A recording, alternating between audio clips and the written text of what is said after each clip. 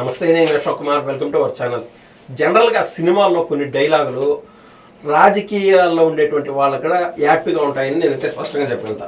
ఒకటి నితిన్ గారి సినిమా అనుకుంటా, దాంట్లో ఒక డైలాగ్ ఉంటుంది, ఒరే రాక్షసులు వాళ్ళు ఏడ ఉండరు, మన ఇంట్లోనే చెల్లెల రూపంలోనూ అక్క రూపంలోనూ తిరుగుతూ ఉంటారని చెప్పి రావు రమేష్ గారి డైలాగ్ ఉంటుంది. అదే మాదిరి జగన్మోహన్ రెడ్డి గారి పరిస్థితి స్పష్టంగా అట్లే ఉండదని నేనైతే చెప్పగలుగుతాను, ఎందుకంటే షర్మిల గారి రూపంలో. ఇంకదే మాదిరి జగన్మోహన్ రెడ్డి గారి పరిస్థితి ఏ విధంగా ఉన్నదంటే మూలిగే నక్క పైన తాటికాయ పడినట్టు ఉన్నదని. ఎందుకంటే జగన్మోహన్ రెడ్డి గారు ఏదేమైనా కూడా ఇంకొకటిన్నర సంవత్సరం అట్టా కళ్ళు మూసుకోండి, తర్వాత మనం అయితే పాదయాత్ర చేద్దాము, పాదయాత్ర బేసిక్గా ఉంటుందని చెప్పి ఆయన ఒక పండగ వాతావరణంలో ఎక్కడ పడితే అక్కడ మన భీమవరం కార్యకర్తల సమావేశంలో కావచ్చు, అంతకుముందు వేరే చోట కావచ్చు, ఆయన ఎక్కడికక్కడ ఆయన చెప్పుకుంటున్నాడు, కొట్టుకున్నాడు. ఎక్కడైనా చిన్నపాటి అవకాశం దొరికినప్పుడు మొన్న అరవశ్రీధర వ్యవహారంలో దొరికింది కదా అని చెప్పి బయటకు వచ్చాడు. కానీ అంతకుముందు గణతంత్ర దినోత్సవం రోజు వేడుకల్లో కనీసం ఆయన ఎక్కడ కనిపించినటువంటి పాపన పడలేదు. అయితే ఆయన ప్రెస్ మీట్ పెట్టడమో లేకుంటే కార్యకర్తల సమావేశంలో మాట్లాడిందే తడువు. ఈ లోపు షర్మిల గారు ఎంటర్ అయిపోయినారనమాట. అంటే ఇక్కడ రాజకీయానికి దూరంగా అంటే లాంగర్ వేవ్లో కనుక మనం చూస్తే ఏమర్థం అవుతుందంటే షర్మిల గారు స్వయంగా జగన్మోహన్ రెడ్డి వల్ల ఎంత బాధపడినారు, ఎంత నరకయాతన చూశారు అనేది మనకు స్పష్టంగా అర్థం చేసుకోవచ్చు. ఇట్టే ఆ చెప్పినటువంటి ప్రెస్ మీట్లో ఆయన ఏం చెప్తున్నారంటే, కన్న తల్లికి పట్టిన అన్నం పెట్టలేని వాడు పిన్న తల్లికి బంగారు గాజులు కొనిస్తానంట. ఏదేమైనా కూడా తల్లికి చెందాల్సినటువంటి ఆస్తులో లేకపోతే చెల్లికి చెందాల్సినటువంటి ఆస్తులో వాళ్ళకి ఇవ్వకపోగా వాళ్ళని గోడం అనిపించి రాష్ట్ర ప్రజల ఆస్తులు కాపాడుతా అంటున్నాడు. అది ఏ విధంగా మీరు నమ్ముతారని చెప్పి ఆవిడ ప్రెస్ మీట్లో కొన్ని వ్యాఖ్యలు అయితే హైలైట్గా నిలిచాయి. దానికి సంబంధించినటువంటి ఇన్ఫర్మేషన్ ఉండేది. జగన్ అధికారానికి తగరు. ఆవిడ ఏం చెప్తుందంటే, జగన్మోహన్ రెడ్డి గారు ఏదైతే రిషికొండ వేదిక ప్యాలెస్ కట్టారో పాపం వేల సంవత్సరాల నుంచి ఆ యొక్క కొండ అట్టే ఉన్నది, స్థిరంగా ఉన్నది, ఎక్కడ కనీసము చిన్నపాటి డ్యామేజ్ కాలేదు. అట్టాటి దాన్ని స్వయంగా గుండు గురికి ఇచ్చేశాడు జగన్మోహన్ రెడ్డి గారు. టైంని అంటే ఒక్కసారి అధికారం ఇస్తే మనకు అర్థమవుతుంది. సహజంగా మనం ఉండేటువంటి ఇంగ్లీష్లో ఒక డైలాగ్ ఏముంటుందంటే, if you want to see the real personality or real character of a single person, just give him the power. ఒక్కసారి పవర్ ఇచ్చి చూడండి, ఆ మనిషి యొక్క ట్రూ కలర్స్ ఖచ్చితంగా బయటపడతాయి అని చెప్పి ఈవిడ నేను చెప్పినటువంటి ఆ ప్రెస్ మీట్లో మనకైతే తెలుస్తుంది. అదే జగన్మోహన్ రెడ్డి గారికి ఒక్కసారి అధికారం ఇచ్చారు, రాష్ట్రం అంతా ప్రజలు చూశారు ఏం జరిగిందో. అసలు మద్యాన్ని పూర్తిగా నిషేధిస్తానని చెప్పినటువంటి జగన్మోహన్ రెడ్డి గారు ఆ మద్య నిషేధం అని చెప్పి కూడా అక్కడి నుంచే రక్తం రూపంలో పీల్చి కోటాను కోట్లు దండుకున్నారు. ఆ విధంగా ఉంటుంది. ఆయన మరోసారి పాదయాత్ర చేశారు కూడా ఏమీ జరిగేది ఉండదని చెప్పి షర్మిల గారు డంకా బాగాయించి మరీ చెప్తున్నారు అనమాట. మళ్ళీ పాదయాత్ర అంటే ఎవరు నమ్మరు, రాష్ట్ర వ్యాప్తంగా ఉపాధి హామీ రక్షణ యాత్ర చేస్తాను అని షర్మిల గారు అయితే చెప్తున్నారు. వైకాపా అధినేత జగన్ అధికారం నప్పదు, తాను ముఖ్యమంత్రిని అయితేనే సంపూర్ణ మద్య నిషేధం అమలు చేస్తానని చెప్పి కల్తీ మద్యం ప్రవేశపెట్టి మాఫియాను సృష్టించారు. రిషికొండను బోడిగుండు చేశారు. అధికారంలోకి వచ్చిన 6 నెలల్లో నీటిపారుదల ప్రాజెక్టులన్నీ పూర్తి చేస్తానని చెప్పి మాట తప్పారని మాజీ సీఎం జగన్ పై పిసిసి అధ్యక్షురాలు షర్మిల మండిపడ్డారు. ఈవిడ చెప్పినటువంటి మాటల్లో కూడా అబద్ధం లేకపోలేదు. ఎందుకంటే జస్ట్ అసలు పోలవరం ప్రాజెక్టుకి సంబంధించి ఒక శాంపుల్ సైజ్ ఎగ్జాంపుల్ తీసుకుంటే, నీటిపారుదల శాఖ మినిస్టర్లుగా ఆ రోజున వ్యవహరించింది ఎవరు?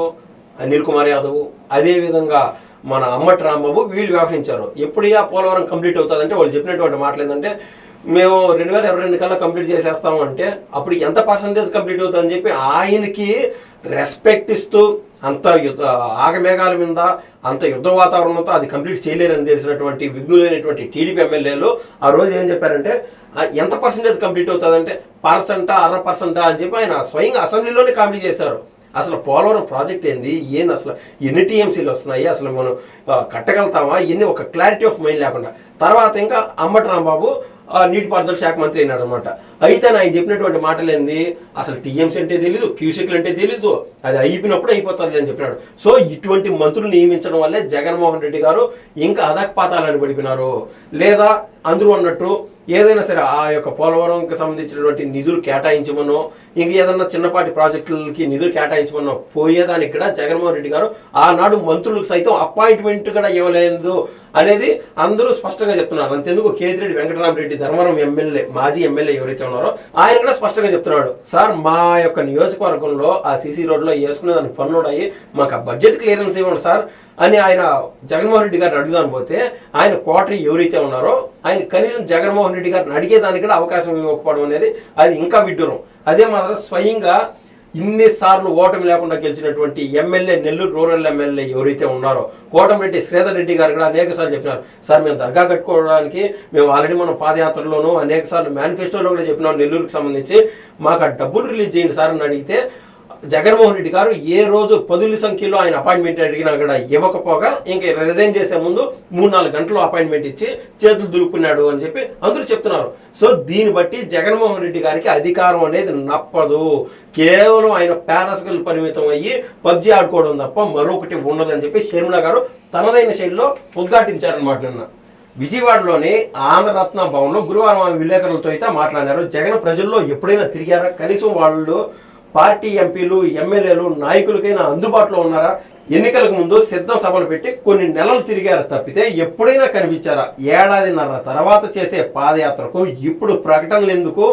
ఎవరిని మోసం చేద్దామని చెప్పి ఈ యాత్రలు అని చెప్పి షర్మిల గారు అన్నారు.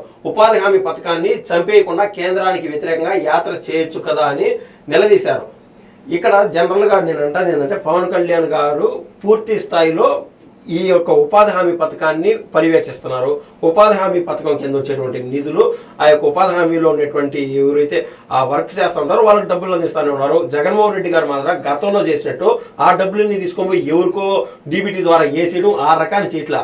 దాన్ని పూర్తి స్థాయిలో గ్రామీణ ప్రాంతాలకి సీసీ రోడ్ల రూపంలోనూ కేంద్రం నుంచి వచ్చేటువంటి 10,000 కోట్లు, మరో సంవత్సరం 13,000 కోట్లు ఈ రకాన్ని వెచ్చించి మరి మారుమూల గ్రామాలకు సైతం ఆయన సీసీ రోడ్లు వేస్తున్నారు.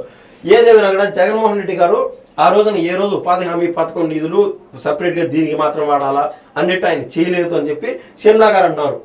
అయితే దీంట్లో ఇంకా ప్రజల్లోకి ఉపాధి హామీ పథకం నిధులు ఇవ్వాలని చెప్పి ఈవిడ పాదయాత్ర చేస్తా అని ఈవిడైతే చెప్తున్నారనమాట. మనిషి నైజం తెలియాలంటే అధికారం ఇచ్చి చూడాలని అమెరికా మాజీ అధ్యక్షుడు అబ్రహం లింకన్ అన్నారు. జగన్కు అధికారం ఇస్తే రాష్ట్రం ఏమైందో చూసాం. అతనిలో స్వార్థం తగ్గి మంచితనం పెరిగి వరకు దేవుడు, ప్రజలు ఇద్దరు ఆశీర్వదించారని చెప్పి ఆవిడైతే స్పష్టంగా జగన్మోహన్ రెడ్డి గారిని ఉద్దేశించి చెప్పడం జరిగింది. దీనిపై మీ అభిప్రాయం తెలుపుతారని కోరుతున్నా. ధన్యవాదాలు.